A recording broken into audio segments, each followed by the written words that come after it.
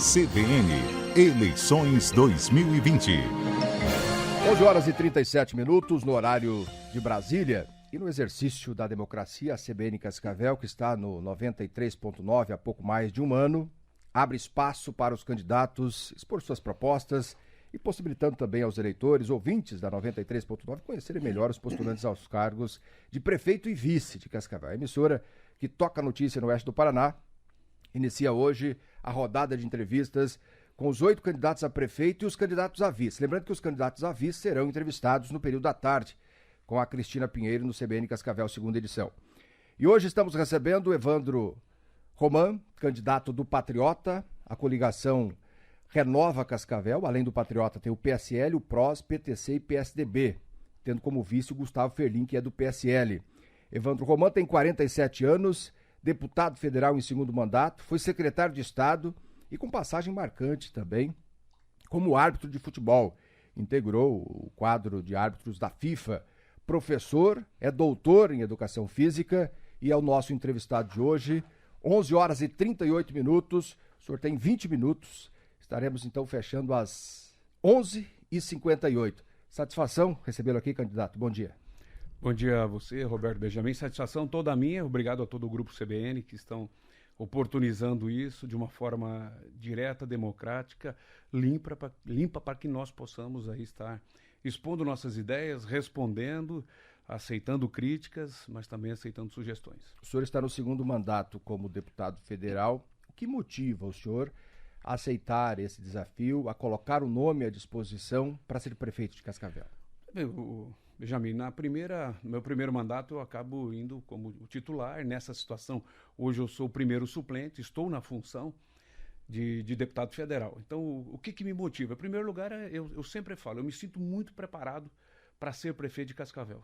Estou com 47 anos, fui secretário de Esporte e Turismo do Estado do Paraná por 4 anos, conheço muito bem como funciona o Estado, como funciona essa articulação entre o Executivo, como funciona com o Legislativo, acompanhando todos os deputados estaduais nesse período, e conheço muito bem Brasília. Então, Brasília hoje, eu falo que os primeiros 4 anos que lá fiquei, desses 6 que estão se findando agora, eu tive a oportunidade de me fortalecer muito, conhecer os caminhos para que você possa trazer recursos. A prova é que nós fomos o maior recordista da história de Cascavel, trazendo recursos para Cascavel, 161 milhões de reais. E isso hoje, Benjamin, faz com que eu me sinta muito preparado.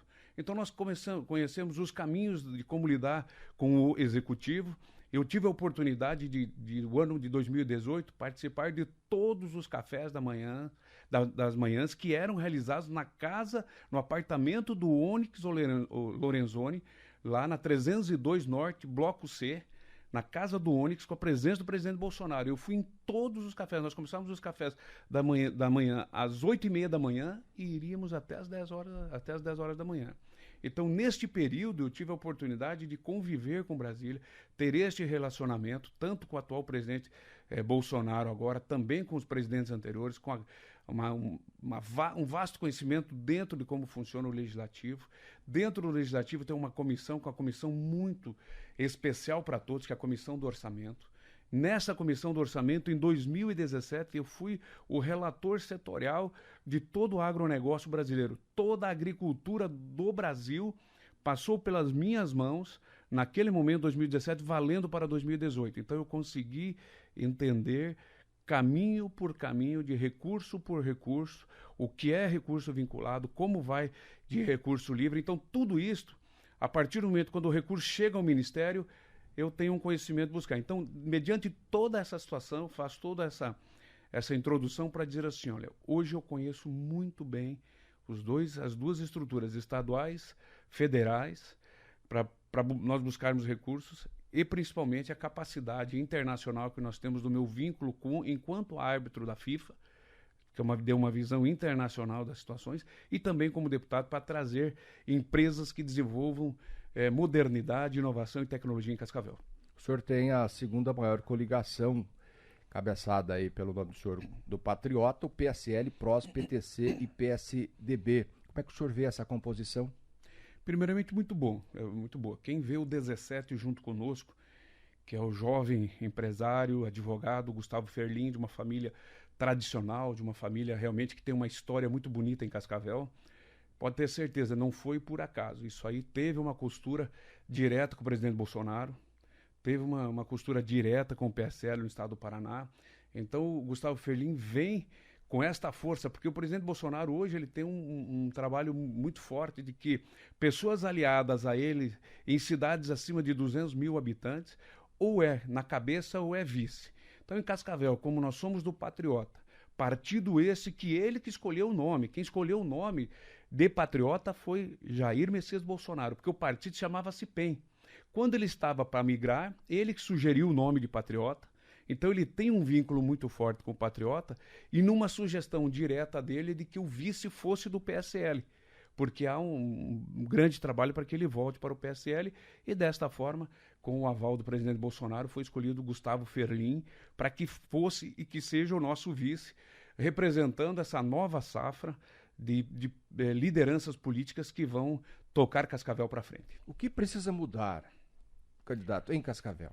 Olha, primeiramente eu falo assim, o Cascavel hoje ele tem as suas áreas de limítrofes de áreas rurais, você tem várias empresas, você tem uma infraestrutura que está na estrutura empresarial e industrial buscando, trazendo, cada vez crescendo mais. O que Cascavel hoje precisa? Nós temos que deixar de ser hoje os grandes exportadores das chamadas commodities. Vendendo o soja, vendendo o milho, vendendo o trigo, levando para fora do Brasil e comprando tecnologia. Então eu sempre falo o seguinte, a partir do momento que nós começarmos a ter tudo isto e ainda vender tecnologia, pode ter certeza que nós seremos uma cidade esplendorosa e muito maior. De tanto que é o foco do nosso governo. Então, respondendo diretamente a sua pergunta, Benjamin, o que Cascavel precisa? Cascavel precisa se modernizar, de ter um desenvolvimento de um prefeito que pense de uma forma moderna, tecnológica e inovadora. É dessa forma que nós vamos atrair multinacionais para cá, fazer com que o crescimento e o desenvolvimento de nossa cidade passe pelo desenvolvimento tecnológico e nós venhamos a enviar tecnologia. Eu pego um exemplo, sempre um celular bom que custa R$5.000. Você tira R$200 de insumos que você tem nesse celular, você tira os impostos, o resto é tecnologia. Então você precisa quantas sacas de soja para que você possa comprar um celular de R$5.000. Este é o cálculo. Nós temos que deixar de ser ainda uma cidade extrativista, nós deixarmos de ser ainda uma cidade que viva da nossa maior vocação, que é o agronegócio. Porém, este agro tem que ser voltado hoje muito, mas muito fortemente para a questão da tecnologia e existe hoje algo no mundo que está tomando conta chamado nanotecnologia. E nós vamos investir em Cascavel gerando empregos, renda e fazendo com que Cascavel se modernize numa cidade tecnológica, moderna e inovadora. O senhor era aliado do prefeito Paranhos, houve um distanciamento. Foi um processo natural, o senhor já pensando nas eleições a prefeito nos anos subsequentes, a partir desse rompimento, ou não? Não, quando me perguntam isso, da minha forma muito tranquila, eu falo assim, que a partir do momento em que eu conheci quem era o atual prefeito agora, a pessoa dele, a índole, a forma como ele procede, eu me distanciei. Então, quando as pessoas perguntam, o que houve com este rompimento? Eu costumo sempre dizer o seguinte, houve que eu conheci o Paranhos. E quem conhece o Paranhos, basta ver os aliados que nós tivemos no passado, não fica do lado dele. Mas se ficar é porque precisam muito. Porque quem conhece não fica por N motivos que no momento certo estaremos pontuando todos. Contrato do lixo, candidato, a gente observa muito se comenta a respeito hoje, o custo é de 3 milhões, próximo de 3 milhões de reais por mês. E o contrato vence em 2021. Se o senhor for eleito, o senhor pretende renovar ou o senhor defende um novo modelo? Eu vou dizer assim, terá que ser respeitado as questões contratuais, porque se eu entrar numa linha agora e falar que nós vamos acabar no dia seguinte, vai ser o maior estelionato político da história do Paraná, que foi o pedágio abaixo acaba, não abaixou, não acabou, e está aí fluindo aí cada vez mais o MDB ainda do então governador Requião, com essa promessa que ficou no ar. Cadê? Não abaixou, não acabou. Então, nós vamos estar respeitando as questões contratuais, mas se tiver brechas para antecipar, nós vamos antecipar. Agora, de uma coisa eu digo, no modelo que está, não vai ficar. Então eu faço até um apelo para dizer o seguinte, que o atual proprietário da empresa de lixo, que há 30 anos praticamente coordena a Cascavel, invista muito, mas muito dinheiro na campanha do atual prefeito, porque nós sabemos até em momentos a quantidade de cifras que estão sendo investidas, mas coloque muito recurso, porque nós vamos acabar com essa palhaçada, pode ter certeza disso. Vamos abrir uma nova licitação, um novo modelo, vamos criar uma nova estrutura e isso é compromisso, é cláusula pétrea. É muito bem conversado, eu e o Gustavo Ferlin sobre isso, é muito bem conversado com a estrutura que nos rodeia em relação à questão de governo, mas a estrutura de lixo, não quero dizer que essa empresa não possa vencer, mas vai para o debate e às claras, principalmente com a sociedade organizada. Então invista muito dinheiro, pode pôr muito recurso na campanha do senhor Leonardo Paranhos, pode pôr muito, porque se não ganhar, nós vamos acabar com isso. Um outro detalhe que a gente pode estar abordando aqui quando se fala em contratos, e inclusive estamos vivendo um período de greve no transporte coletivo, tem as empresas Pioneira e Capital do Oeste, como que o senhor vem acompanhando isso? Está faltando um relacionamento melhor entre as partes? A greve está em andamento, como é que o senhor está visualizando isso? É complicado, é deprimente você ver essa estrutura parada. Eu penso o seguinte, em primeiro lugar, eu acho que é o diálogo. Quando você se coloca com um prefeito que ele sabe tudo, não está aberto ao diálogo, ele é o dono da verdade, essas coisas acontecem. Então, eu falo o seguinte, falta uma situação como essa, ela não pode ocorrer. Você tem que antecipar os problemas. Antecipar não quer dizer ceder, mas você tem que ter o entendimento do que você pode e o que você não pode. Agora, se você não se coloca ao diálogo, fica difícil. Eu lembro que se comentou muito sobre, o senhor até dizia que é suplente, tanto é que o senhor assumiu, em razão de algumas mudanças que aconteceram, nele foi para o governo Ratinho Júnior, o senhor passou então a ser o deputado federal. E o senhor foi bem votado na outra eleição e se projetava uma boa votação também. E alguns comentaram que foi em razão da linha que o senhor tomou, inclusive em relação às 10 medidas contra a corrupção. O senhor votou contra. Isso pesou muito politicamente para o senhor? Essa situação, até que nem tanto, pesou mais politicamente, e é uma coisa que eu assumo, a questão de eu ter votado pela permanência do Temer. Mas voltando em relação à questão das 10 medidas, eu falo assim, a partir do momento, eu quero que as pessoas façam uma análise disso, em que você nós tínhamos ao nosso favor na época, a OAB, Ordem dos Advogados do Brasil, contra as 10 medidas, você tinha a Polícia Federal contra as 10 medidas, então nós tínhamos vários órgãos contra as 10 medidas. E vou dar só um exemplo, o empresariado todo contra as 10 medidas. Vamos pegar da questão da Polícia Federal. Por que é que a Polícia Federal estava contra as 10 medidas? Só para justificar 3 itens aqui. Por quê? Porque na proposta das 10 medidas, o Ministério Público Federal que era apresentado diz o seguinte, a Polícia Federal não poderá mais fazer nenhuma investigação sem o pódio do Ministério Público. Resumo, a Polícia Federal iria se transformar na Polícia do Ministério Público Federal. Eles não aceitaram, até porque quem começou a Lava Jato é só você que acompanhou a Lava Jato em 2003, quem iniciou e tocou os primeiros 4 meses a Lava Jato foi a Polícia Federal, não foi o Ministério Público, não. O Ministério Público entrou 4 meses depois. Então eles iriam engessar a Polícia Federal como um órgão do Ministério Público Federal. O ponto, a Ordem dos Advogados do Brasil, por que era contra? Porque eles gostariam de colocar em um julgamento, só para as pessoas entenderem, em um julgamento você tinha o juiz na estrutura aqui vinha a promotoria, quer dizer, embaixo, um pouco abaixo, e lá embaixo a defesa. Quer dizer, você já iniciava um julgamento condenando. A OAB foi contra em relação a isso. Por que os empresários eram contra, de um modo geral? Você sabia que nas 10 medidas estavam escrito lá, e o empresário, eu digo assim, essa situação, se nós votássemos, eu digo que muitos iriam apanhar na rua por ter votado.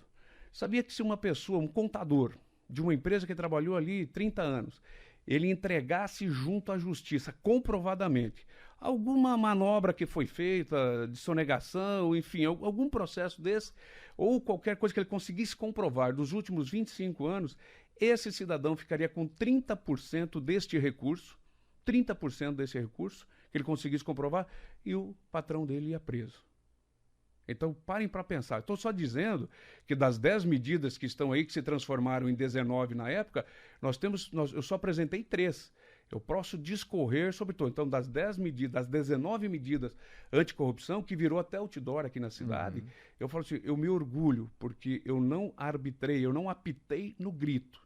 Eu fui, como sempre fui, coeso dentro de campo, como árbitro que fui da FIFA, estudando e entendendo o que era bom para o Brasil. Então, naquele momento, foi o que ocorreu. E hoje, vejam que muitas sentenças que foram dadas na época estão sendo revisadas, inclusive pela juíza substituta do ex-ministro Sérgio Moro, que agora, na quinta-feira, ela soltou uma situação dizendo e liberou o recurso do Lula, que eu não estou aqui nem um pouco para defender ele, mas que seja feita a justiça, mediante a justiça, porque o mal feito para um hoje é uma ameaça para todos amanhã, inclusive para você que está nos ouvindo agora. Então, quando se tinha as 10 medidas contra a corrupção, eu quero justificar dizendo o seguinte, votaria hoje consciente porque eu estudei, eu não fui lá para ficar no grito, eu fui lá realmente para atuar conforme realmente os estudos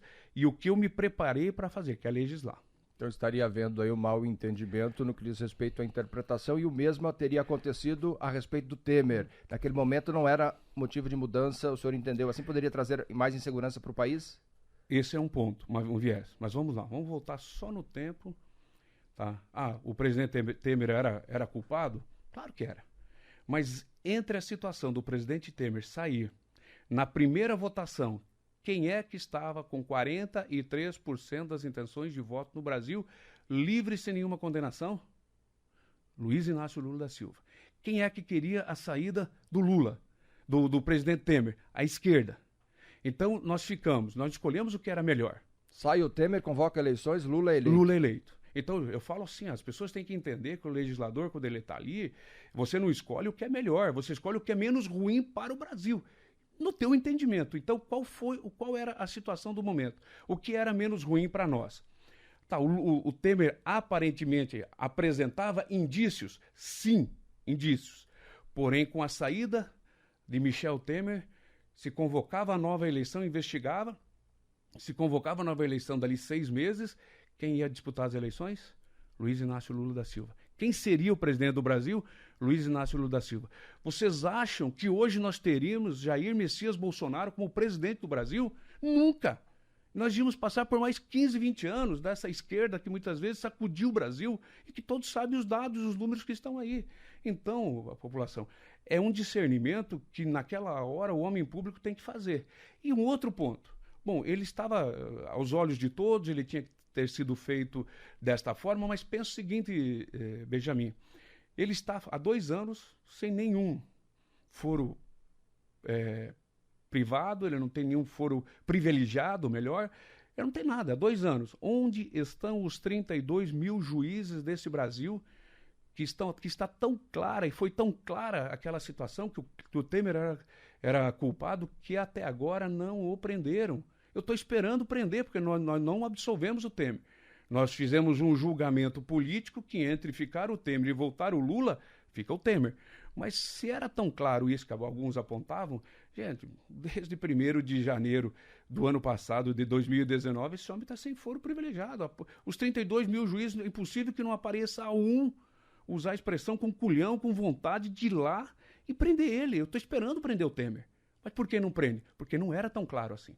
Estamos conversando com Evandro Roman, candidato a prefeito de Cascavel pelo Partido Patriota. O senhor tem 2 minutos para falar diretamente para o eleitor, candidato. Olha, eu quero dizer ao meu eleitor, primeiramente é o seguinte, pela liberdade que esse programa dá, é pedir o seu voto por número 51, é pedir o voto para Roman e Gustavo Ferlin. Tá? 2 pessoas jovens, nós representamos a renovação, eu nunca disputei em Cascavel, ainda majoritária. O Ferlin, 32 anos, jovem, empresário, empreendedor, uma pessoa com uma capacidade de vir de uma linhagem completamente diferente dessa cultura política que se tem, e é dessa forma que nós vamos conduzir. Dizer que nós vamos fazer, sim, uma revolução na área da saúde, nós vamos fazer na área de segurança, na área de educação. e vamos desenvolver projetos para Cascavel, sempre voltados para Cascavel ter essa modernidade ao qual realmente nós acreditamos que ela tem que ter.